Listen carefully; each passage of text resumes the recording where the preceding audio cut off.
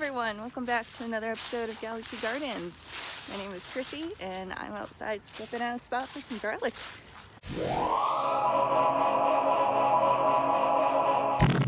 So this is my seed garlic. I just have it sitting on a wire rack in the stairwell. It's not too humid, not too dry. Stays pretty dark.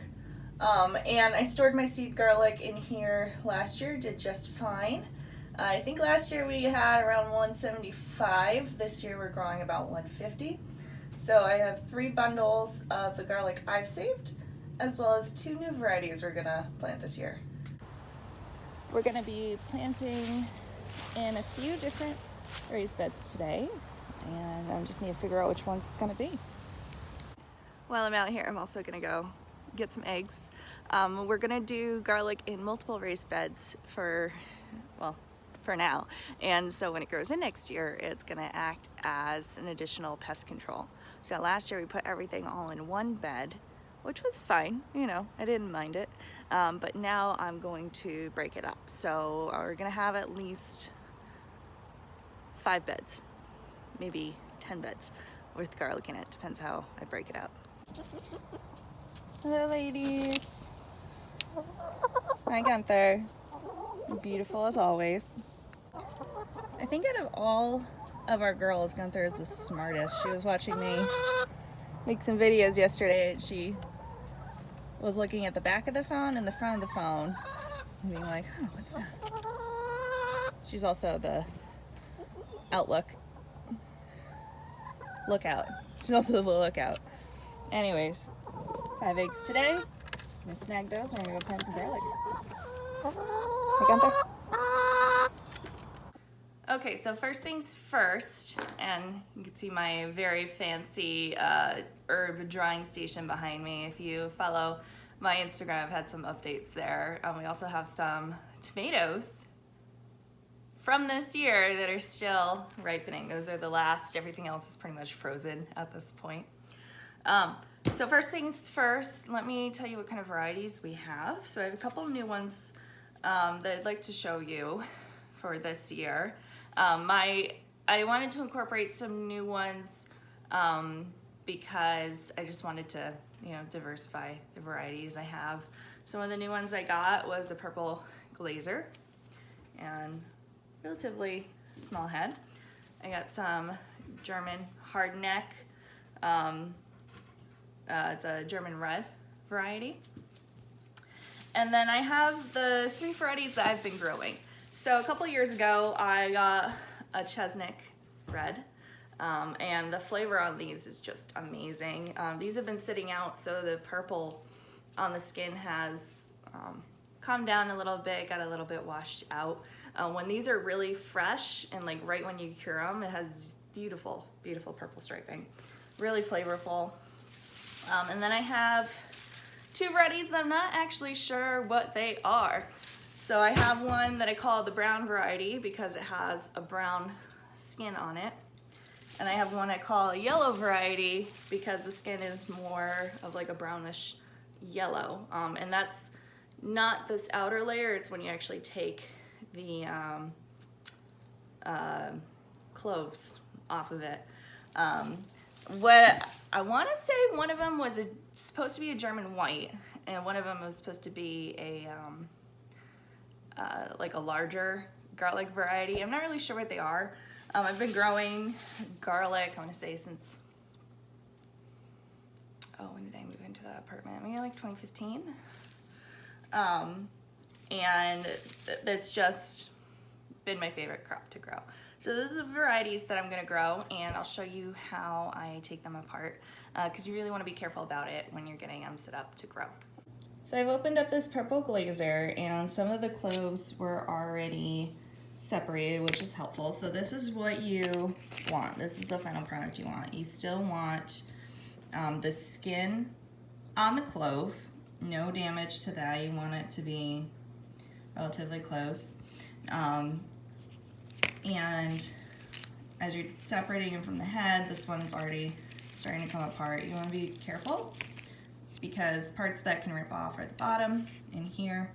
I only grow hardneck varieties. I was thinking next year I might look into more soft neck.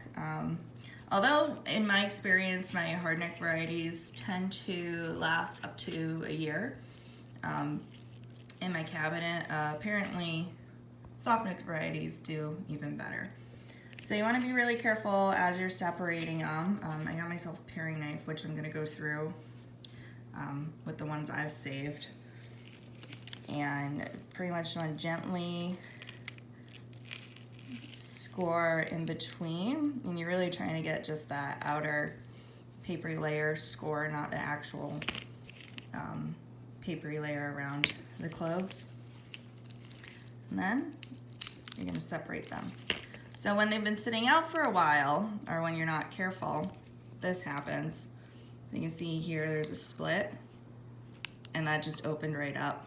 So this one I'm not going to plant because it's not going to be protected. You really want that papery covering to be like firm on here. So this is why you really need to be careful where you store your garlic. I find, you know, inevitably every year at least a couple of them will be separated like this. But that's fine. I'll just eat this and I'll get to try it a little bit earlier. So I'm going to go through all of these. I'm going to separate them out and I'll show you what it looks like. So I'll show you here just how I score with this knife. You don't want to go like this. What I like to do is put the knife backwards and poke it in just very gently about halfway up and score up to the neck.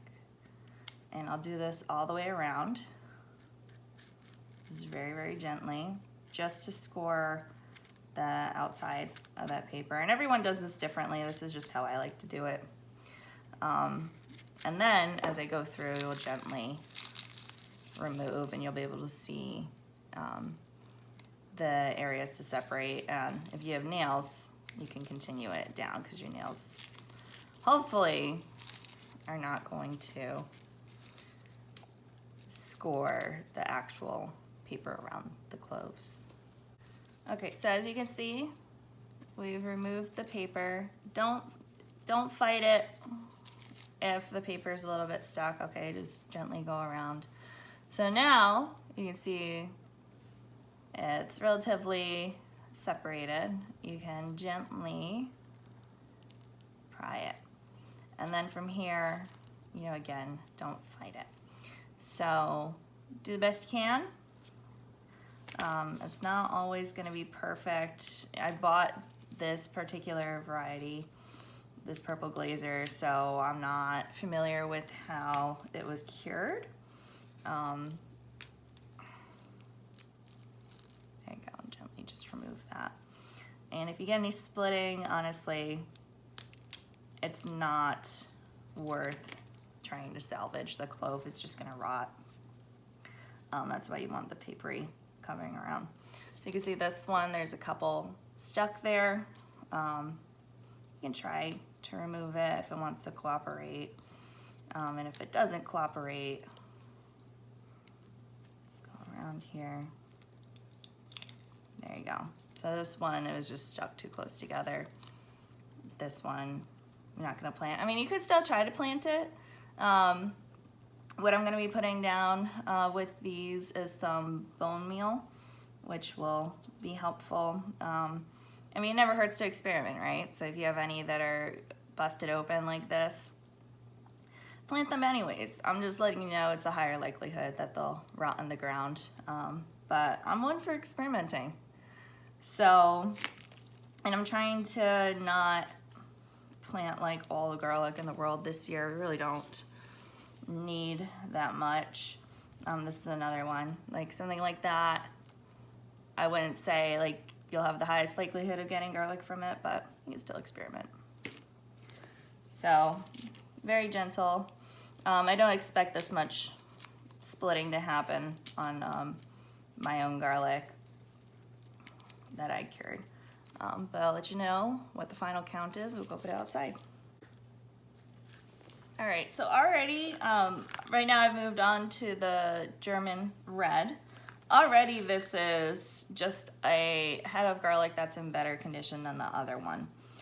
So I knew getting the purple glazer once it arrived in the mail, I was just like, oh man, this is a bit dry. One tip when you're taking garlic apart is to pull from the top down, not from the bottom up, because it's very much attached and it's very gentle like that. This is in much, much better condition. It's generally, it just looks like a healthier head of garlic. It's not quite as dry as the other one is. So those just come off. Now I don't know if this works for soft-necked. I've literally never grown soft-neck garlic. But again, you know, if you take it and you pull, separate it from the top, you're good to go. So this one, we only ended up with 14 like really solid cloves of the purple glazer. And now I've got that's from 2 heads of garlic. I was really hoping for at least 30 of each variety, but you know, I mean, look at that. Those were stuck together and they separated beautifully. It's even, you can tell it's more glossy.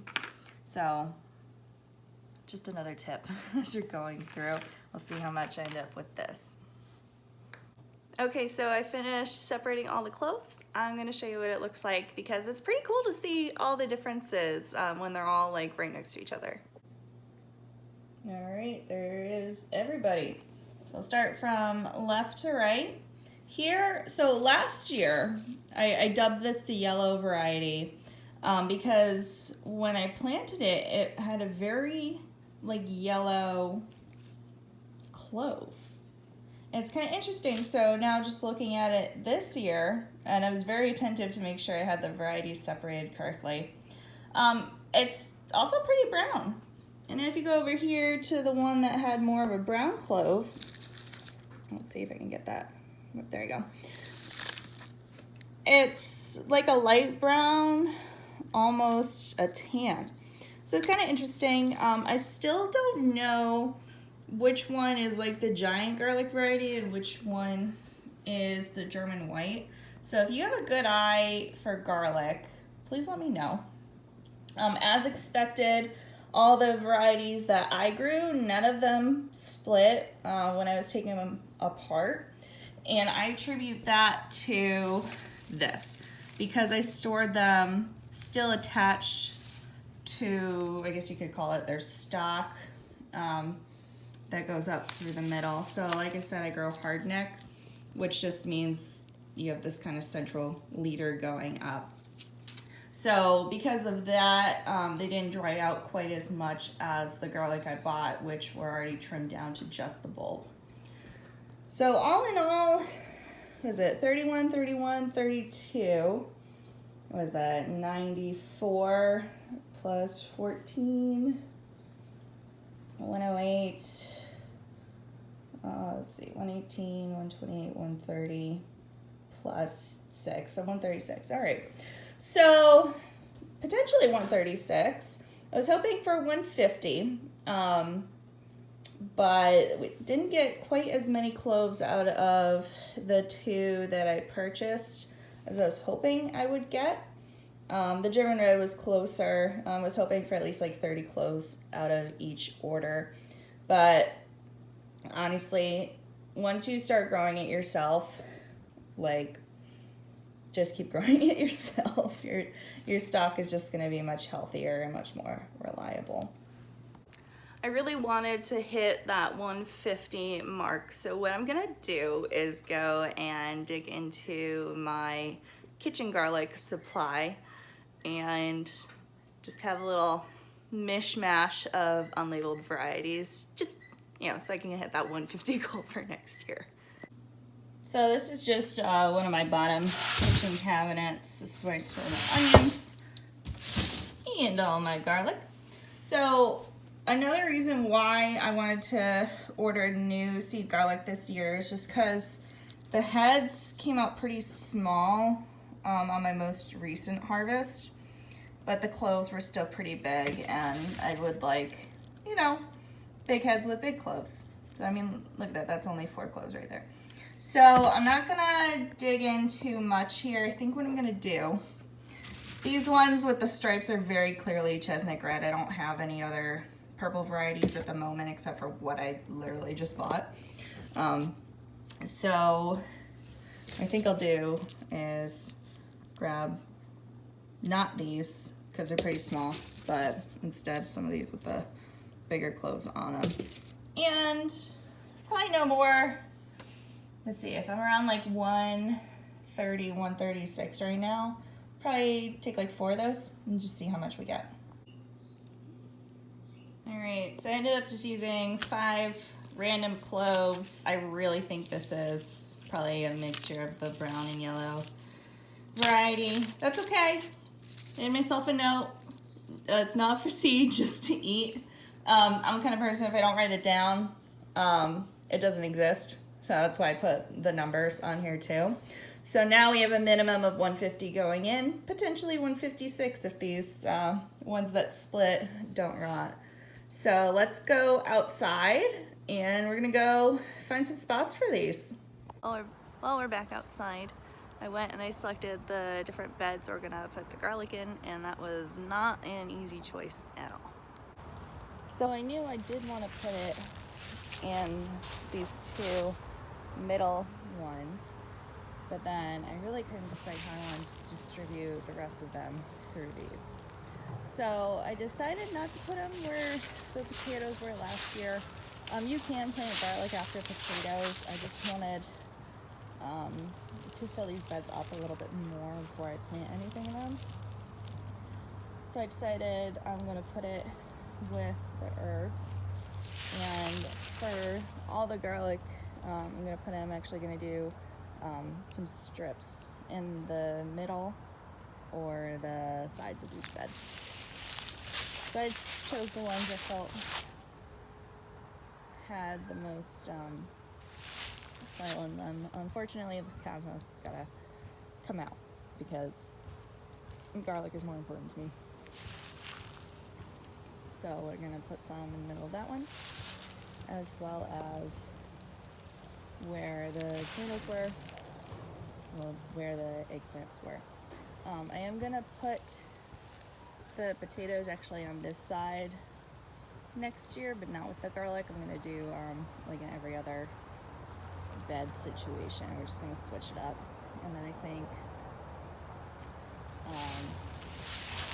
tomatoes and peppers I'll put over here and put brassicas where the potatoes were, because it actually gets the most shade during the summer. It's still a work in progress.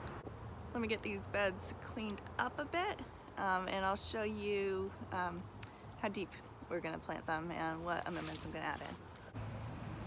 Here we have an example of what these areas are going to look like. So you can see I just cleared up the leaf litter a little bit, marked out my holes, and selected my variety. So over here we're going to put the German red.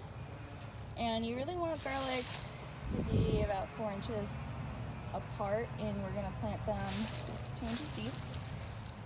What I'm going to do now is just dust this with some bone meal so it gets some nutrients over the winter and it can work on its root development.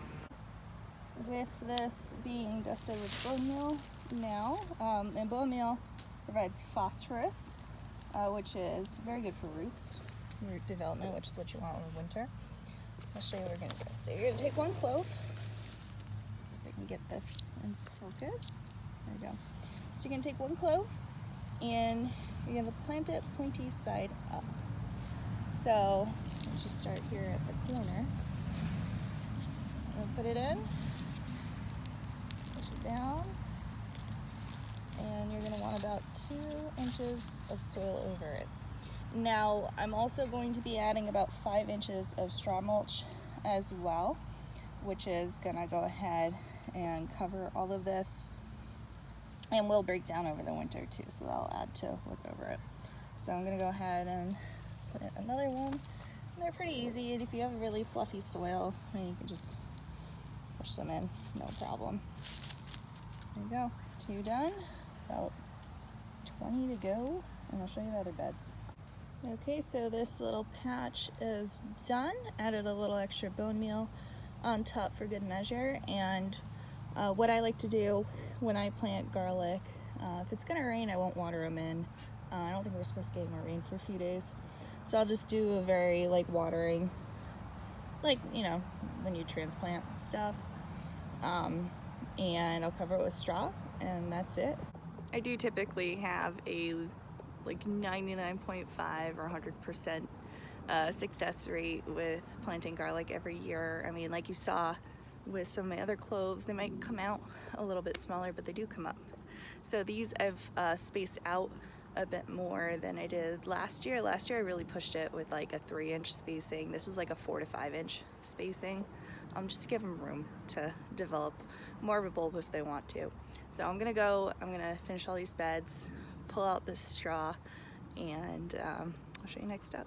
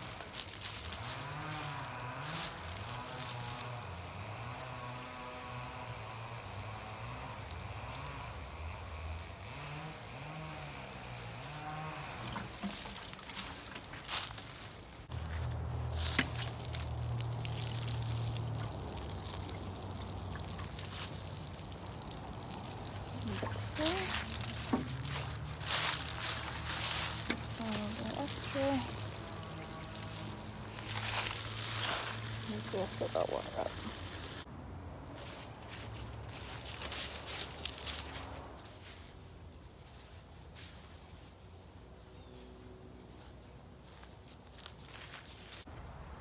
I went and picked myself up this straw bale.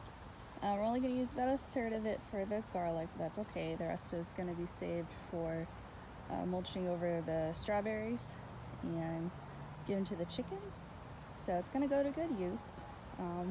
Honestly, out of this whole thing, I probably used like from like there, all, just because it's so compressed. But I love, we live so close to a feed store, it's just been really convenient. So I'm going to start filling these up. You can see I grabbed a little bit just so I get myself some scissors. I'm going to fill these up. What's the equivalent of being trigger happy but with straw? So I put a little extra in every bed. Looks pretty good. Looks pretty good. Let me flip it around. So like I said, I'm going to do about 5 inches of mulch. This year I've used straw. I've used straw in past years. I've used leaf litter. I've used cardboard. I've used yard straps.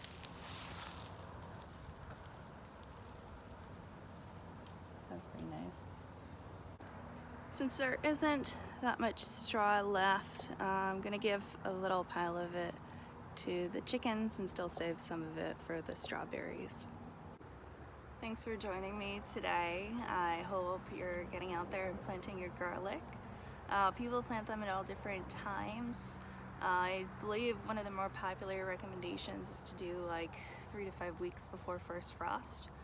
Our first frost was predicted to be at the beginning of October. Now it's November 2nd. I always like to do it as close to the ground freezing as possible. This is going to be my second year doing it in raised beds, so I'm excited to see how it comes out. Last year I really mulched everything down with shredded leaves, and we actually put everything in one bed.